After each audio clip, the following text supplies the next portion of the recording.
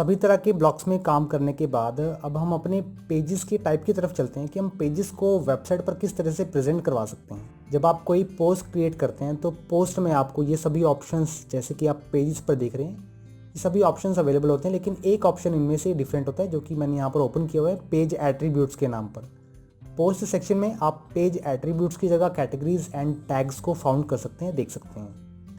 यहाँ पर मेरे पास दो ऑप्शंस अवेलेबल हैं, एक टेम्पलेट के नाम से और एक पेरेंट पेज के नाम से। जैसा कि मैंने बताया कि पेजेस का जो रिलेशनशिप होता है वो पेरेंट और चाइल्ड रिलेशनशिप होता है दूसरे पेजेस के साथ, उसी तरह पोस्ट का कैटेगरीज एंड टैग्स की तरह। और आज हम इस वीडियो में टेम्पलेट्स पर डिस्कशन करने वाले हैं कि ये टेम्पलेट क्या चीज़ है पेज एट्रीब्यूट्स के सेक्शन के अंदर।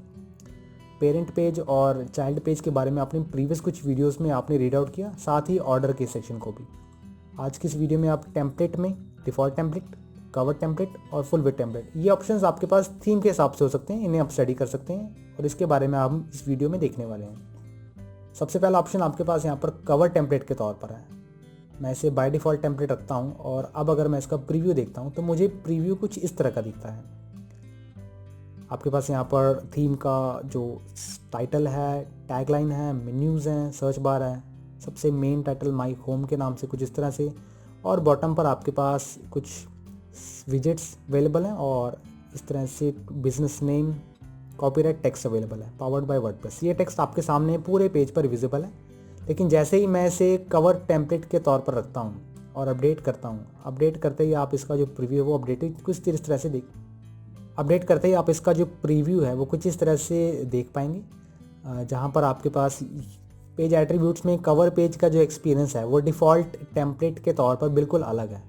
यानी कि जब हमने इसे डिफ़ॉल्ट टेम्पलेट पर क्लिक किया तो हमें कुछ और प्रीव्यू दिख रहा था, लेकिन कवर टेम्पलेट पर जब हमने सेलेक्ट किया तो हमें इस तरह का प्रीव्यू देखने को मिल रहा है, जिसमें आपको फुल स्क्रीन में माई होम का टाइटल दिखा है एंड देन बॉटम में कंटेंट आपका अवेलेबल है।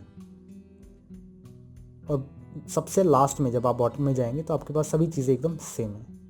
इसके साथ साथ आप यहाँ कंटेंट भी देख रहे हैं, लेफ़्ट और राइट में कुछ मार्जिन अवेलेबल है, लेकिन जैसे ही मैं यहाँ पर टेम्पलेट्स में फुल विड्थ टेम्पलेट अपडेट करता हूँ सेलेक्ट करके, और अब अगर मैं इसका प्रीव्यू देखता हूँ तो मेरे पास इसका प्रीव्यू कुछ अलग तरह से देखने को मिलता है। अब मेरे पास सभी कंटेंट फुल विड्थ में दिखने शुरू हो गए हैं कुछ इस तरह से। जहाँ पर मेरे पास लेफ़्ट और राइट में मार्जिन अवेलेबल था, वहाँ पर मेरे पास इस ऑप्शन को सिलेक्ट करके, फुल विड्थ टेम्पलेट को सिलेक्ट करके, अदरवाइज थीम के हिसाब से ये जो ऑप्शंस हैं ये अलग अलग हो सकते हैं। अभी मेरे पास जो डिफ़ॉल्ट थीम एक्टिवेटेड है वो मेरे पास 2020 के नाम से एक्टिवेटेड है, जो कि वर्डप्रेस की डिफ़ॉल्ट थीम है। और साल बदलने के साथ साथ वर्डप्रेस की थीम्स भी ऑटोमेटिकली इवॉल्व होती हैं, अपडेट होती हैं। तो थीम के अकॉर्डिंगली आप इसमें ऑप्शंस को वर्कआउट कर सकते हैं। यहाँ पर अभी मेरे पास 3 ऑप्शंस अवेलेबल हैं। आप 3 से ज़्यादा ऑप्शंस देखने के लिए, या अगर इससे भी ज़्यादा ऑप्शंस चाहिए तो आप अलग थीम को एक्टिवेट करके चेकआउट कर सकते हैं। लेकिन मैं आपको ये सलाह दूंगा कि आपका जो टेम्पलेट का विड्थ रहे वो डिफ़ॉल्ट टेम्पलेट के तौर पर रहे।